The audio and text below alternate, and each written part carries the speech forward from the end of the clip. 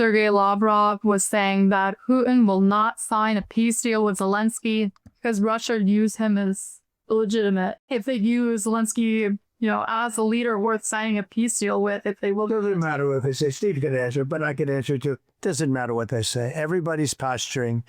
It's all okay? Everybody's posturing. Steve, do you have a different answer? I agree with you, sir. Everybody's posturing. U.S. Ambassador to NATO is Matthew Whitaker, who joins us now. This morning, Russia struck Ukraine's capital, killing at least 17 and wounding 48. How long is it before President Trump loses his temper with Putin and all this posturing? Yeah.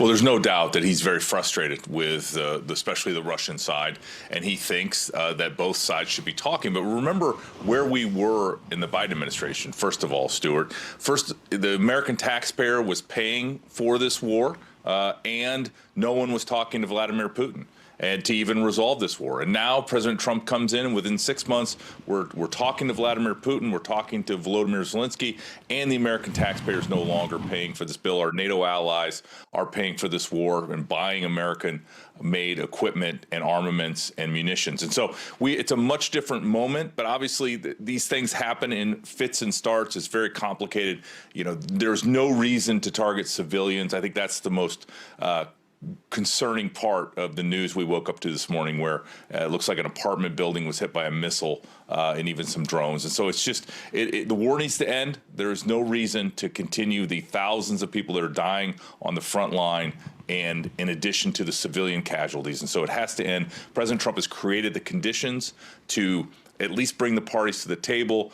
But it's, again, it's a very complicated situation, but, we're closer than we've ever been. And I think we just need to continue to keep working this. I know you've answered the question, but I'm going to press it. Is it you're smiling, I'm going to press it. Isn't it time for the president to say, we're putting oil sanctions on Russian oil. We're going to do it. Time to do that? Listen, Stuart, he has already done it. He's already put a 50% tariff on India that went in effect this week, and they're not happy about it. And they're going to stop buying as much Russian oil as they were buying. And he holds several more cards that he can lay out on the table, but he knows that he is going to continue to incrementally, get a peace deal. I mean, he's a peacemaker. He's a deal maker. This is the perfect situation. And I think we're in a moment where we're going to look back and we're going to see that he has created the proper leverage on both sides, because the Ukrainians have to be willing to make a deal, the Russians have to be willing to make a deal, but they're both going to have to agree to whatever deal that is. And President Trump has got us closer than we've ever been, Stuart. Yeah, sooner the better. President Trump has recently supported the idea of having European peacekeeping troops in Ukraine. Do you think that's ever going to happen? European troops in Ukraine?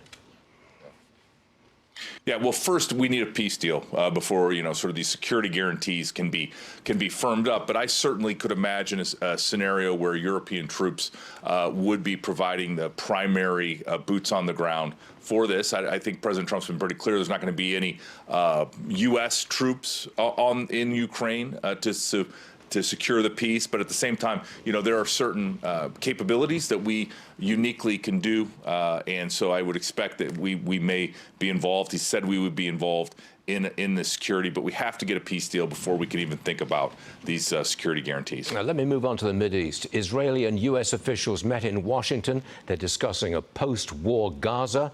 Israel officials say the evacuation of Gaza City is inevitable. Mr. Ambassador, what's the plan here? Where are the Palestinians going to go? Well, first of all, there's a quick way to end this war, and that is for Hamas to lay down their arms and stop fighting. That would solve the primary challenge in Gaza. But, we have to think about moving past this war. Obviously, Israel is going to continue to try to protect themselves and guarantee the security so they can never have another October 7th.